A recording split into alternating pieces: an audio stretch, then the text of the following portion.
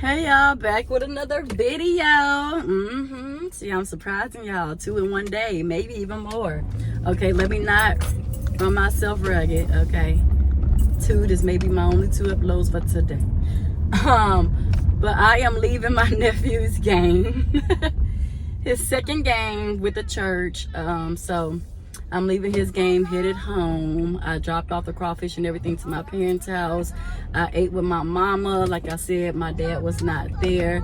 And it was pretty good. Like a little rating or whatever out of 1, scale of 1 to 5. It was about a 4.5. It was about 4.5 for it to not be by black people. It was pretty good. Like their seasoning was really good. The more you kept eating, the more you start to taste the flavor and the sizzle and the spice. So it was really, really good. The only thing was the potato was a little dry, but it was seasoned so good you can kind of overlook the dryness. But yeah, it was decent. The corn, oh my gosh, the corn melted in your mouth, and the sausage was really good. I try to stay away from pork sausage and stuff, and I don't really eat pork a lot. I even cut down on my doggone bacon, but I do love bacon. But I haven't even eaten pork and stuff. I actually switched over to turkey bacon, and I used to eat turkey bacon way back when, and then I went back to pork. So I tried to stay away from a lot of pork and stuff. And the most pork I eat is really on pizza. Pizza is my weakness. I've said this for years. Pizza is my weakness. Shipley's is my weakness, and wings are my weakness. Any kind of wings, barbecue, buffalo. I love me some wings, okay? But yeah, that's the most pork that I eat is the pepperoni on the pizza. But they pork sausage was really, really good. But I just really came on here to say this. This was on my mind earlier this week, and I was never able to make a video about it. But one thing that I wanted to mention is just that you can't take everything to heart. As humans, for those who are sensitive like myself, because I am a little sensitive baby sometimes, and I've had to actually toughen up in that area, and I'm still like, I've gotten so much better with like allowing things to roll off my back and understanding it's not a me thing, it's a personal problem with them things, something that's going on in their life, their personal life, maybe with the loved one that they're dealing with, and they can easily take that out on you, even though they know and you know that you haven't done anything to them, right? And so sometimes that's where that grace comes in. That's where that grace kicks in, right? And that mercy. Now, I'm not saying allow somebody to always disrespect you, but if they do it once, then it's like, oh, okay, I'm not going to take that to heart. You got to let it roll off your back, let it slide, because that can keep down a lot of confusion for you. It can protect your peace in so many ways that you don't think it would be able to. But in reality, once you start to master it somewhat, you can protect your peace that way as well, not just popping off every single time you think something is meant as a dagger or a dart to you in particular, right? It could just be, like I said, maybe they're going through something, especially when you know for a fact that you haven't done anything at all for that whole week to somebody, or even the week prior, just like in general, you know for sure that you haven't done anything to offend anybody, but then they snap on you.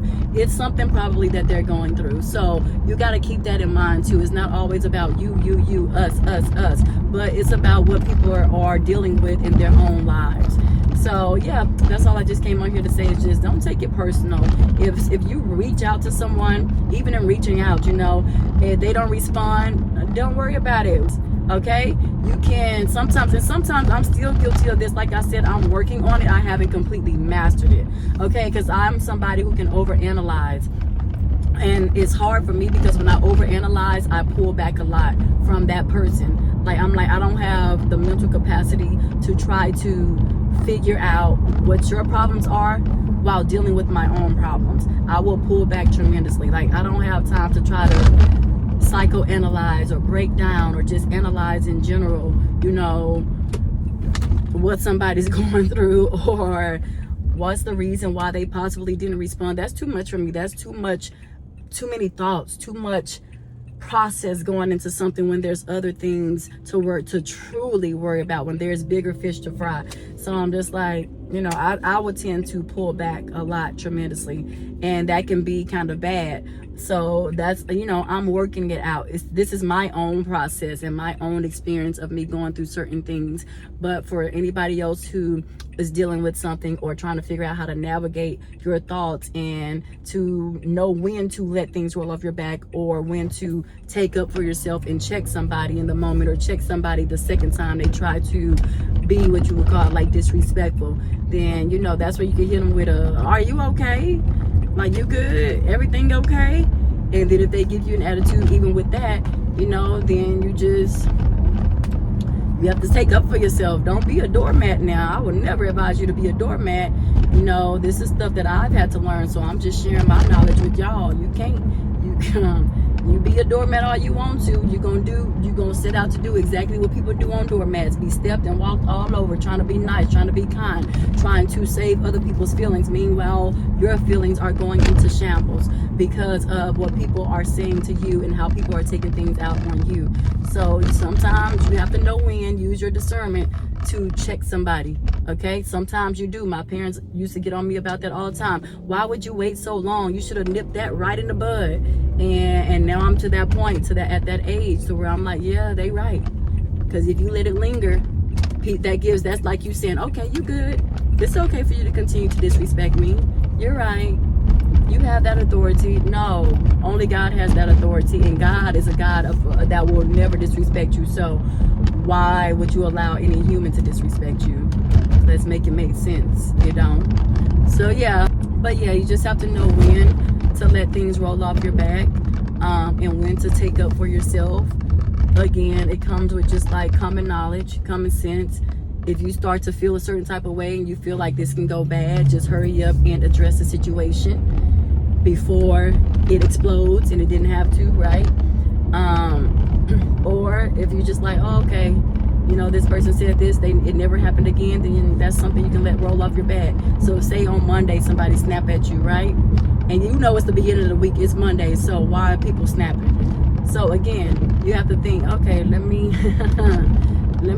press pause on my feelings, and I'm just going to assume that this person is having a rocky morning. Maybe they got into an argument with their significant other. Maybe they got into it with the father of their child and who they're no longer with. You know, maybe something happened along that line.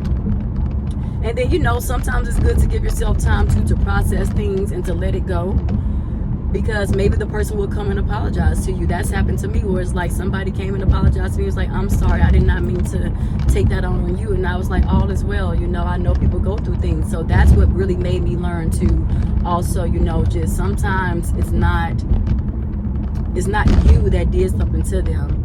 It's something that transpired, and then you were just there. You were the crossfire, unfortunately, because you were the first person they saw when they walked in the building. You know? So yeah, I've had that happen to me, and that's again where my grace comes in, where my mercy, where my patience comes in, and my tolerance for people who just having a bad day.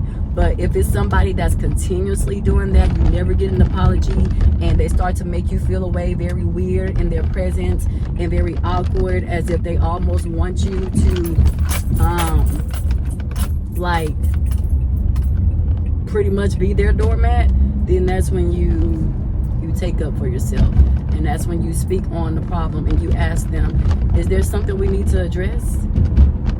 Because apparently I have a lack of knowledge, but you have an abundance. So you have an abundance of knowledge. So can you please talk like an adult and tell me what's going on? Did I do something to offend you? If so, I'm not aware. So let's hash it out right now. Did I say anything to you? And more than likely you probably didn't. They probably just despise you for whatever reason, but that's, again, a them problem, not a you problem. That's nothing you can control. And when it's at that point, hey, you just walk around with your head held high and giving glory to God, because it ain't your fault he made you who you are. It ain't your fault that he put that light on you. It's not your fault that you're set apart, that you're called. It's not your fault. So that's completely out of your control. The serenity prayer: control the things you can and let go of the things that you can't. Simple as that. But all right, y'all, that's all I came on here to say. Hopefully I wasn't too repetitive. Hopefully this was a clear message to some degree. But yeah, just can't take things too personal. Like, in due time, God will move to those people to reveal to you what their true issue is without them even realizing it. They'll tell on themselves, okay, messing with a child of God. But yeah, y'all, that's all I came on here to chitter chat and say. Oh, also my nephew Lim won. They won today, so they tied yesterday with his school and with the church today. They won. I'm so proud of him. Y'all, his shoe came off. Oh my baby, his shoe came off, y'all, in the middle of the court. I was too tickled. All of us was over there laughing. Me, my mama, my mom went to go pick up my cousin again today so she can come out and support. Man, our family, we have a good family. He has a good cousin. If my nephew don't know, that's a good cousin. They was on their way to the beach and she missed out on going to the beach. I told y'all today is a beautiful day out here in Houston. And it was crazy because y'all saw that storm yesterday and how bad it was raining and lightning and thundering. Y'all didn't see it on the phone, but I was right there. I'm seeing lightning real bad and thunder and all of the above. And today y'all can see behind me, y'all see the sunlight. It's so gorgeous. Y'all see that sun kiss? Okay, and that's coming from the behind me. Okay, that's that backlight. All right, that we learned in communication while filming. That's that backlight, baby. Natural light. I know that's right. But it was so beautiful. So yeah, they were on their way to the beach, and her mom met my mama at a midpoint, and my mama picked her up and brought her to the game. So everybody else went to the beach, and she's gonna be at home with my mama till they get back. But yeah, she came and supported. So honey, it was all of us up there cracking up. His mama, my brother is not here right now. He's working out of town, so my brother couldn't be there. But I'm sure his mom recording. She's probably been sending him the videos of him playing. But yeah, his goddad was there. My niece and my middle nephew, honey, we were cracking up. We was like, not his shoe, he was just like this on the middle of the court. He was like, we have dreads. They all got dreads, all the boys. So he was like, shaking his little dreads. Oh man, this would happen to me. But he was so cute. I said, bro, I gotta tell you, bro, I'm proud of you and your defense, man. You done came a long way. You getting sharp, bro. I said, shoe coming off and all. He started laughing something. Yes, all right, it happens. Y'all still came out with that dub. Y'all came out with that dub, though, so it's all good. Yeah, that dub. It was 17 to 15. So it was a really good game. It was a really good game. And then they had another game playing on the side of us, and theirs was really good, too. I turned my head. They were 14 to 14. I turned around. It was 19 to 14. They be playing some ball. I love it. Y'all, I'm telling y'all, I love it, man. But that's all I came on here to say, y'all. Let me get my tail. It's so beautiful. I don't want to go home right now. I want to be out and about. I want to go to the beach. I want to go to the beach. Oh, man, it's gorgeous. I hate being in a house on a gorgeous day. See, that's the only time I wish I had friends. Real friends.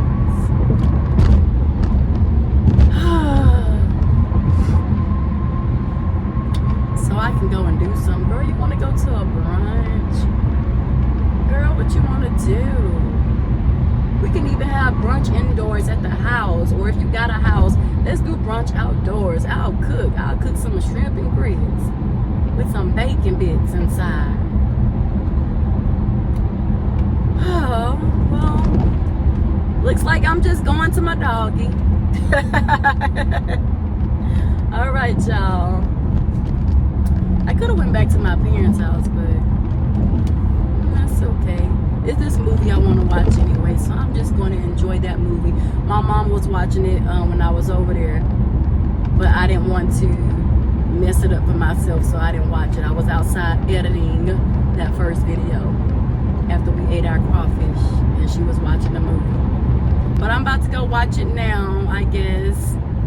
It's with Tisha Campbell and Mekhi Phifer. One of my favorite actors. I am so mad at him. I can go inside his head because where you been all these years? He really took a behind the scene, like he really set his tail down. How long this man been off the scene and he was popping back in the day? Mekhi freaking Phifer, man. So he playing this movie. I gotta support my guy. And Tisha too. You know, Martin. If y'all don't know Mekhi Phifer, he's the one who played on Honey as Honey's boyfriend, the barber. That's what I'm talking about, Mekhi Phifer. The movie Honey with Romeo, and it was the little dance movie. Yeah. That's my guy. He's also the one that played doggone, what you call it in Soul Food. Bird's boyfriend. Yeah. Popping. But, alright y'all, I'm going across this trainee track. Story of my life. It's what I do all day, every day. Tend to my lonesome. Ooh. So beautiful. Oh, look at this sign. So beautiful. Oh, I won't even have a picnic. Can we have like a picnic? Something. Goodness gracious. Oh, that lady and her baby. God bless them. But yes, y'all, okay. I'm pulling up to my destination. For real this time. Let y'all go. Bye.